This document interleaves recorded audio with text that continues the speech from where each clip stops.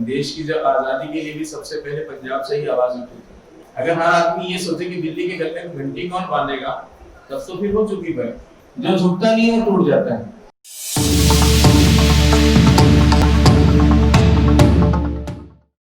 दोस्तों, आपका बहुत बहुत स्वागत है एनबीएम में।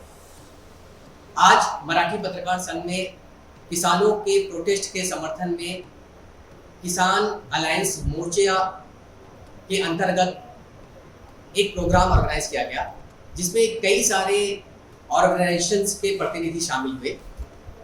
प्रोग्राम में ये डिसाइड किया गया 15 जनवरी को रानी बाग से लेकर काला घोड़ा तक एक पैदल यात्रा की जाएगी, जिसमें किसानों के आंदोलन के समर्थन में राज्यपाल जी को ज्ञापन दिया जाएगा कि सरकार उनकी जो जायज़ मांगे हैं उनको माने, ताकि किसान जो कि दिल्ली में आंदोलन कर रहे हैं अपने अपने घरों को वापस जा सके। इसी प्रोग्राम में हमने बात की स्वामी संग्राम जी से, तो आइए उनसे कुछ सवाल करते हैं। स्वामी जी, जैसे कि आप पंजाब से बिलोंग करते हैं, इस वक्त मीडिया में एक सवाल बड़ी जोर शोर से इसके बारे चल रही है कि आखिर पंजाब के किसान ही इस बिल के विरोध में सड़कों पर हैं, और राज्यों के अगर हम किसानों को देखेंगे तो वो इस बिल का इतना विरोध नहीं कर रहे हैं जितना पंजाब के किसान का। इसके बारे में आप क्या बोलते हैं? भाई देखिए, देश की जब आजादी के लिए भी सबसे पहले पंजाब से ही आवाज उठी थी। अगर पंजाब का किसान ही सबसे पहले आवाज उठा रहा है तो इसमें उनका क्या दोष है? क्योंकि क्या है, किसी ना किसी को तो पहल करनी थी।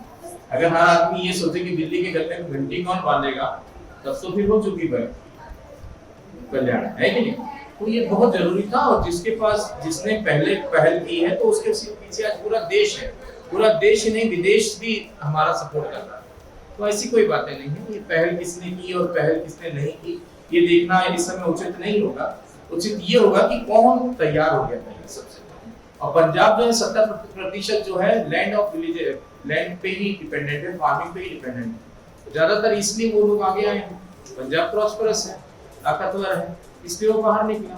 तो उसे पता है कि उसी को कमजोर करने का पूरा साजिश की जा रही है, इसलिए उन्होंने ये पहल की, और हम सबको इस पहल का सपोर्ट करना चाहिए। आपने जैसे बताया कि आप अभी दिल्ली होकर के आए और आपने वहाँ पे किसानों को आंदोलन को देखा है, आपको क्या लगता है कि मोदी जी उनकी मांगों को मांगेंगे?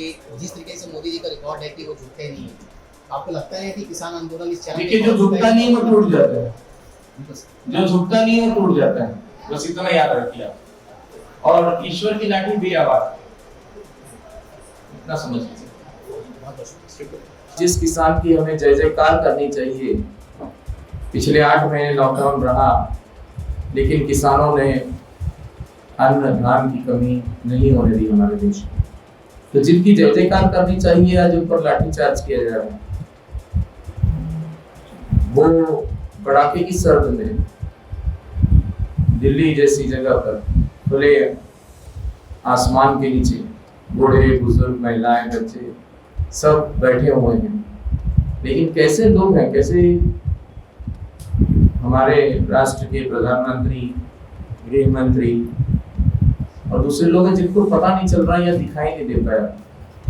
कहते हैं विनाश काले विपरीत बुद्धि, शायद इनका विनाश काल आ गया है, इसलिए इस तरह की हरकतें कर रहे हैं। इस समय हम लोगों का ये दायित्व बनता है कि हम किसानों के साथ खड़े हों, क्योंकि अगर ये आंदोलन अगर फेल हो जाता है तो हमारे देश से जो प्रजातंत्र है वो खत्म हो जाएगा।